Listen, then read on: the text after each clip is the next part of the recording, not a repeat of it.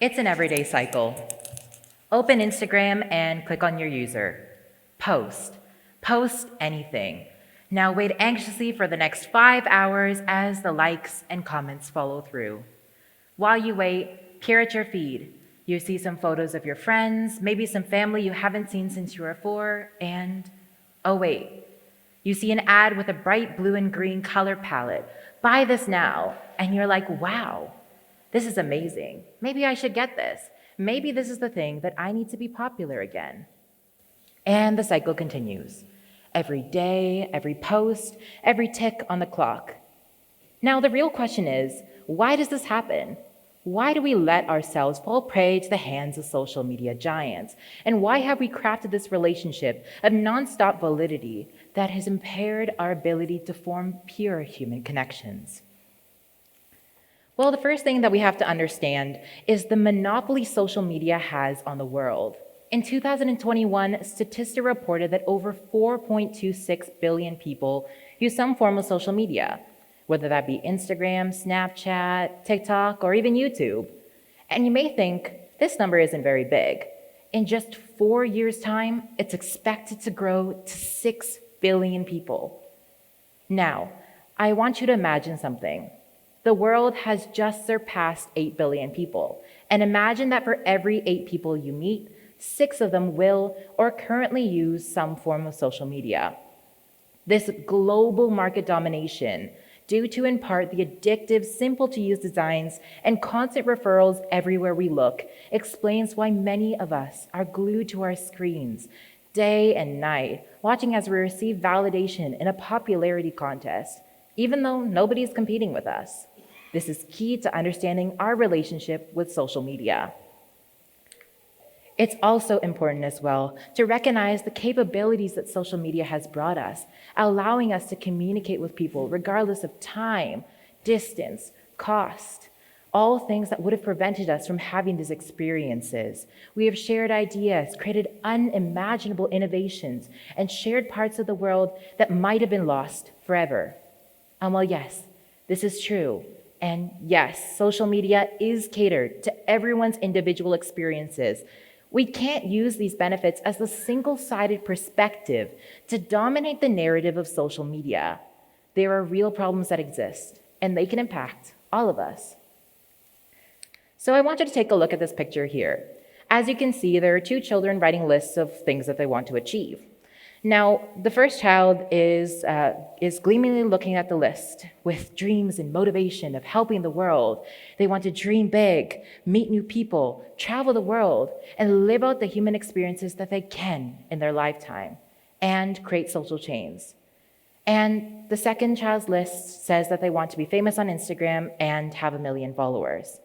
And while look, there is nothing wrong with the child's choices per se. We have to start questioning the ethics behind the child's choices and why they have made this decision in the first place. No one just naturally wakes up and becomes adaptive to social media.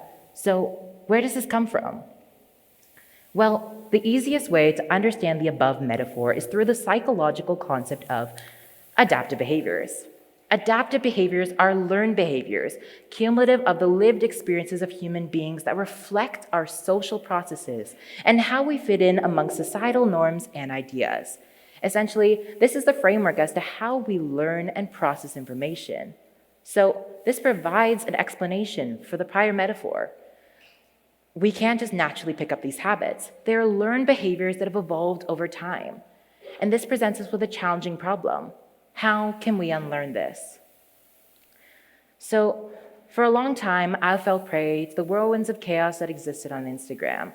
Every day, I dropped my bags off, lie on my bed for hours, scrolling and scrolling past pretty vacation pics and people showing off their shopping hauls, and tossing out feelings of all sorts: jealousy, anger, sadness, the whole bag. However, I never understood why. Day after day, I exchanged my plans for these continual scrolling times, a compromise that I thought was fair, but only later did I realize the harm of these actions. So, social media is a powerful tool for gaining a sense of validation. However, this validation is a double-edged sword.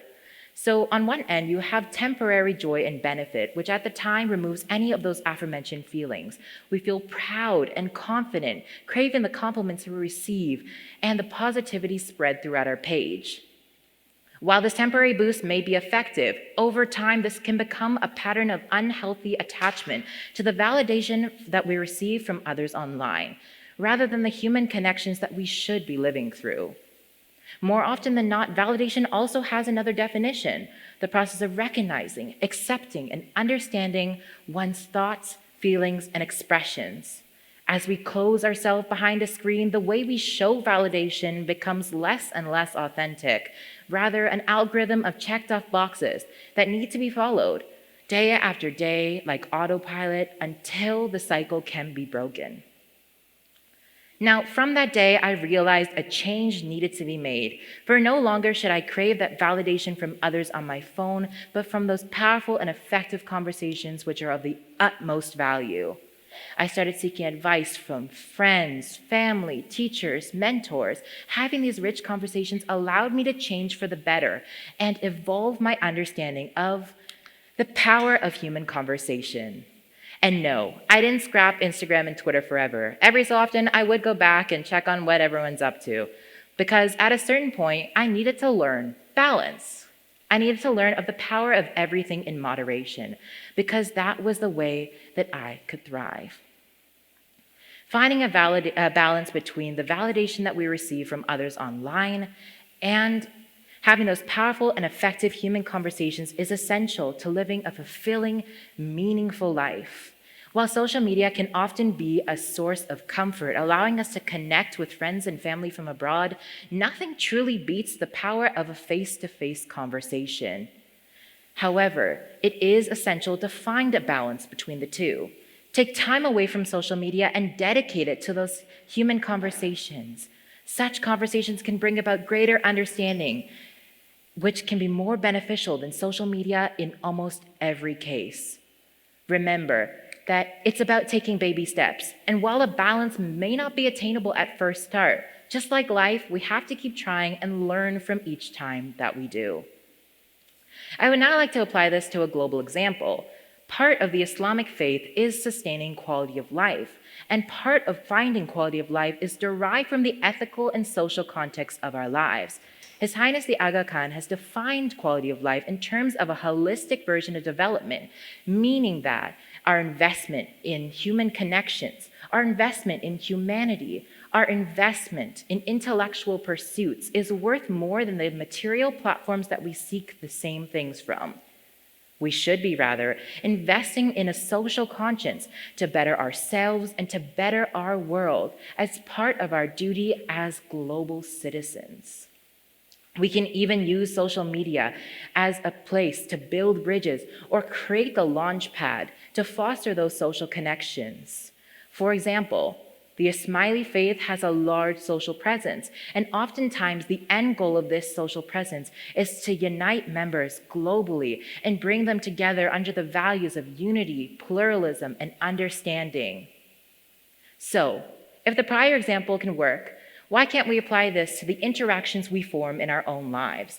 Not using social media as a tool for validation, but to embody a better version of ourselves, united by a digital global community to build a better world. Now, if I want you to take one thing away from this talk, I want you to understand the power of balance between the digital and the real world. The interaction between these two communities greatly impacts the world and how we shape our digital future.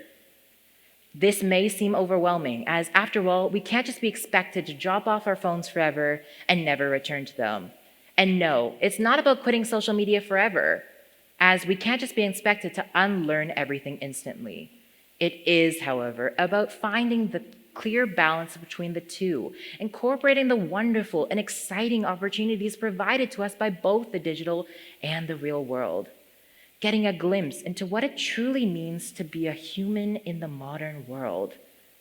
That, my friends, is a wonderful feeling and an idea worth sharing.